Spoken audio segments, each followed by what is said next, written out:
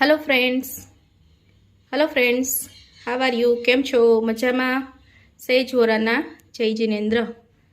હવે આપણે આજે બનાવી રહ્યા છીએ બા સ્પેશિયલ ડીશ, મીન્સ કે શુદ્ધ ગુજરાતી વિન્ટર સ્પેશિયલ જાર અને બાજરીનો રોટલો. એક વ્યક્તિ માટે આવી રીતે એક રોટલો બનાવવા માટે મેં એક આવી વાટકી આને સારી રીતે ચાળીને અને પછી આવી રીતે વાટકી ભરીને એક વાટકી મેં તમને બતાવવા માટે મૂકેલી છે. એક રોટલા માટે એક વાટકી જોઈશે.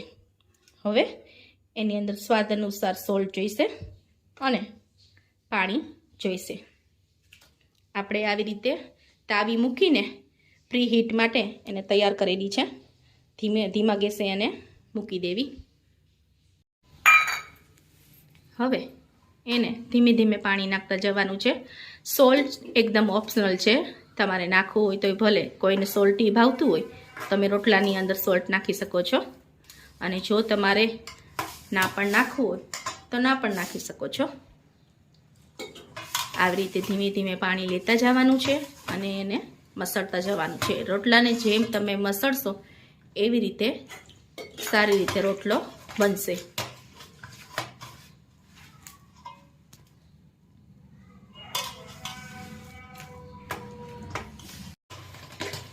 આવી રીતે મસળતા જવાનું છે એને.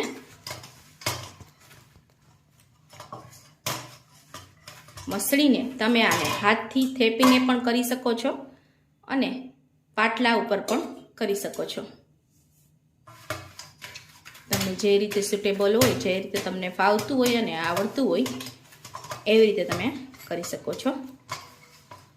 આવી રીતે આપણો જુવાર અને બાજરી બેયની ક્વોન્ટિટી સેમ જ લેવાની છે. એકલા બાજરાના પણ તમે બનાવી શકો છો.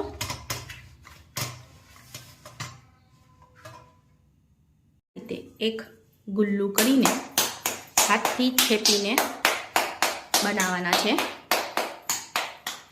આવી રીતે હાથથી થેપતું જવાનું છે અને બનાવતું જવાનું છે.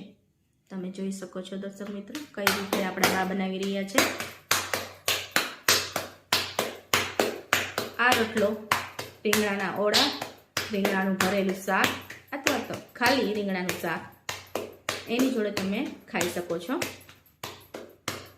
જુઓ દર્શક મિત્રો કેટલો સરસ એકદમ રાઉન્ડ શેપમાં આપણો રોટલો રેડી થઈ ગયો છે.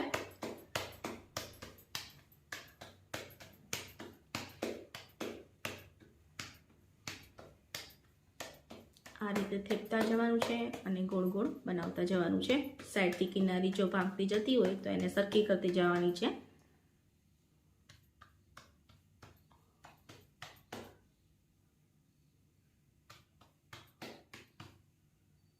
હવે પ્રીહીટ થઈ ગઈ છે આપણી તાવી અને આપણો રોટલો પણ રેડી થઈ ગયો છે. થોડું પાણી નાખીને આવી રીતે છંટકાર કરીને આવી રીતે નાખી દેવાનું છે. એની અંદર થોડું પાણી ચોપડી દેવાનું એની માથે.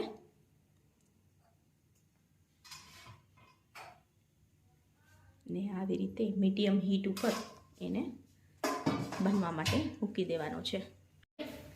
આપણે છરીની મદદથી આખો ઉખેડી નાખવાનો છે રોટલો, ના ઉખડે તો, અને આમે બી ઉખડી જશે. આવી રીતે ઊંધો કરીને ફરી પાછો એને પાછળની બાજુ ચડવા દેવાનો છે. આગળની બાજુ થોડો આવી રીતે ચડાવીને પછી પાછળની બાજુ ચડવા દેવાનો છે. હવે પાછળની બાજુ આ રીતે એકદમ બધી બાજુથી ચડી ગયા પછી હાઈ ફ્લેમ ઉપર ઊંધી બાજુ એને ફરી પાછું હું ચડવા દઈશ. મીન્સ કે જે આગળનું ફ્રન્ટ હતું એની બાજુ. આ રોટલાને બનતા ખાલી 5 થી 10 જ મિનિટ થાય છે. હવે આપણો રોટલો આ રીતે એકદમ ફૂલીને તમે જોઈ શકો છો, ફૂલીને એકદમ ક્રિસ્પી થઈ ગયો છે. હવે ઘીની મદદથી થોડું ઘી એની ઉપર લગાડી દઈશું આપણે. તમને જેટલું જોઈએ એટલું તમે લગાડી શકો છો, જેથી કરીને રોટલો સૂકો ન થઈ જાય. ઉપરનું પડ જો તમારે કાઢી નાખવું હોય તો તમે કાઢીને પણ લગાડી શકો છો ઘી. તો આ છે આપણો બા સ્પેશિયલ વિન્ટરમાં ખાઈ શકાય એવી એક ડીશ કે વાનગી. આ રેસીપી તમે જરૂરથી ટ્રાય કરજો ઘરે, અને દર્શક મિત્રો મને કમેન્ટમાં જરૂરથી જણાવજો કે તમને આ ડીશ કેવી લાગી. Thank you for watching.